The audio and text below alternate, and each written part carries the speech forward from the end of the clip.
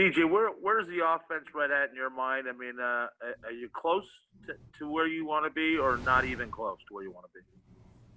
I think we got a ways to go with all the potential that we have in our offense and all the stuff that we watch on film happen. You know, it's a lot of negative plays that we were one person away from this or one block away from this. And, you know, I think it starts up front with the big guys. You know, once we get things rolling and we're able to control everything, our offense runs smoothly. As long as we don't have negative plays, you know, it's hard to keep us off track. So we just got to get in that rhythm like we had started kind of trending into last year where we could just get comfortable and working our stuff.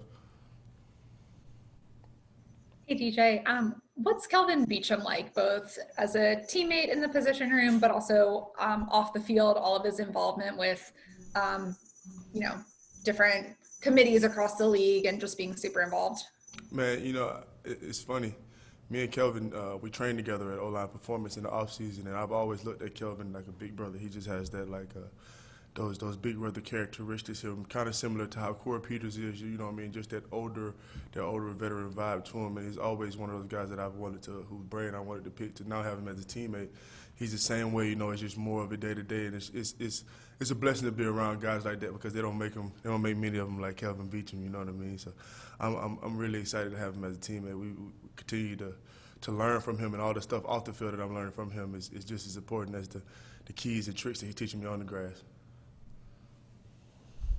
Hey, DJ, going back to the offense for a minute, I'm curious, is there any surprise from you guys that you're not clicking at this early point? And is there anything that has to do with the fact that there wasn't an off season and there wasn't a chance to kind of get in a groove before? I'm sure that have some factors into it, you know. The reps that we got in the preseason and the offseason that we would have gotten, you know, it's hard to replicate that during any type of system that's not here at the facilities in Tempe. But I think it's just a matter of us staying the course and continue to come to work every week and trying to get better and better. And even once it is clicking, it's work to continue to click week in and week out every day and every practice. So I think it's just about finding the right niche for us and to continue to click in and then work on it every week. Next up, Howard, Bob, Nick. Again, DJ, on the offense, when you look at even at Sunday's game, the scoring drives, Kyler was like 19 for 20, and it looked like the offense was clicking. Then the rest of the drives wasn't so much. I know you want to strive for consistency. How do you find that consistency and balance? I know personally for myself, when I'm trying to find consistency in the things that I'm doing, it's about taking ownership and doing it right in every phase of the week. You know, not just thinking that you're only going to be able to do it right on Sunday because that's when the lights are on. You know, starting out on Monday, correcting things on Monday and Tuesday, and then putting them to work on on Wednesday, Thursday, and Friday, and you know what I mean, and being ready by Sunday to get out there on the field and do it correctly. I think it's just a process of that. It's just everyone taking their job and finding something about it, getting better every week, and continue to churn until this thing is perfect. DJ, a lot of the guys were raving about how strong the locker room is these days with real leadership. Why do you think that is so, and what type of men are in there that qualifies them to be such good leaders? I mean, you got to look up. You got to thank the guys upstairs and Steve and A-Dub and all our scouting department. You're bringing in good quality men. You know, when you got a locker room full of good guys that all want to be the best versions of themselves, and every week in and week out they're trying to get better and they're holding their teammates accountable. It's just one of those things that it's kind of infectious, and it breeds healthy competition, and it breeds a standard in the locker room where we don't have any guys that are divas or guys that are going to cause any negative attention to the locker room. It's all about getting better every week and doing what we can to get a W for the team, whatever your role is in that. DJ, do you have any reaction to or conversation with guys seeing the news with the Titans and Vikings and what those guys might have to deal with this week?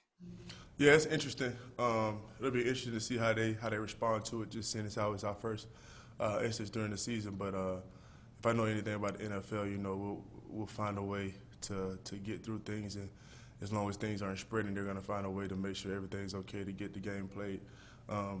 Like I said, I'll be interested to see how everything pans out because it'll kind of be like a playbook on how things will kind of go if it ever happens on our end, God forbid. We'll wrap it up with the last four: Catherine, Kyle, Tyler, Cam. Hey DJ, to follow up on Kelvin, I know he's been in some of the videos encouraging people to vote. He talked to us a lot about his helmet sticker for Breonna Taylor, and he's been so outspoken about this. But do you think that's ever tricky when you're getting to know new teammates, to know a new team, just to still be that candid about some of the deeper topics for someone like him, or is that just natural?